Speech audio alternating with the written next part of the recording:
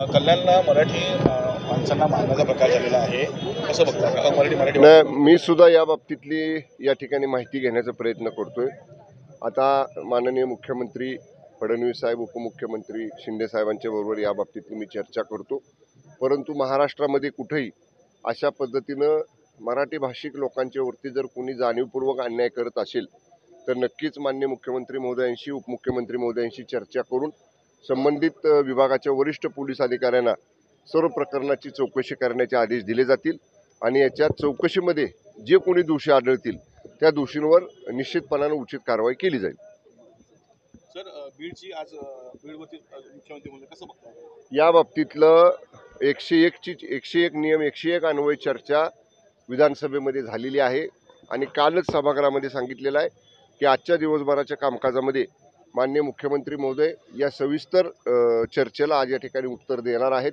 त्यामुळे नक्कीच आता ज्यावेळी उत्तर सुरू होईल सभागृहामध्ये त्यामध्ये माननीय मुख्यमंत्री महोदय सरकारच्या वतीनं सविस्तर निवेदन त्या उत्तरामध्ये करतील. बीडच्या घटनेमध्ये दोन सूर लागतात. एक तर कराड यांना अरेस्ट झाली पाहिजे आणि धनंजय मुंडे यांचा राजीनामा घेतला पाहिजे, विरोधात ठाम आहे. या बाबतीत आता माननीय मुख्यमंत्री महोदयांच्या उत्तराची या ठिकाणी आपण थोडी वाट पाहूया.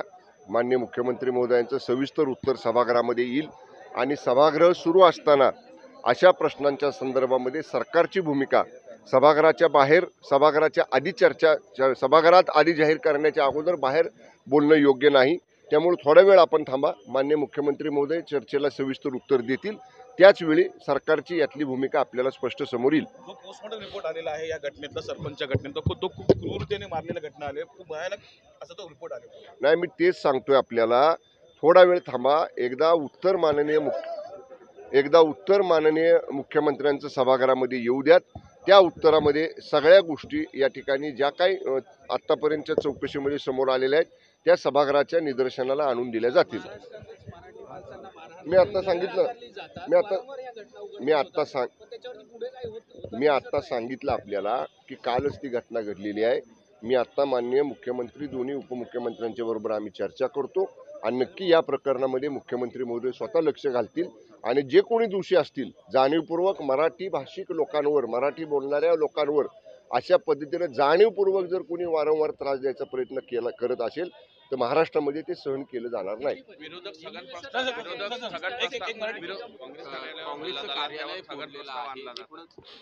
बघू ना, आता सभागृह चालू होतंय, आता चालू झालेलं आहे. आम्हाला तुम्ही जर इथनं म्हणणं आहे की मुख्यमंत्री या संदर्भात समर्थन करणार का त्यांच्याकडनं? ऐका ना, आता म्हणूनच मी म्हणतोय आता सभागृह चालू होते, बेल संपली, आता चालू झाला असेल सभागृह. आम्हाला हाऊसमध्ये जाऊ द्यात. निश्चितपणे सरकारची भूमिका सभागृहात आम्ही स्पष्ट करू. सर्वांचं लक्ष लागलेलं आहे ते खाते वाटपाकडे. अधिवेशन संपत आले. होईल ना, लवकर होईल असं माननीय मुख्यमंत्री महोदयांनी सांगितलेलं आहे. आपण जसं सर्व माध्यम प्रतिनिधी खाते वाटपाची वाट पाहताय तसंच जे आमदार आहेत, जे मंत्री आहेत ते सुद्धा सगळे वाट बघतायत. कदाचित लवकरच या बाबतीतला निर्णय मुख्यमंत्री महोदय आणि दोन्ही उपमुख्यमंत्री महोदय जाहीर करतील. धन्यवाद.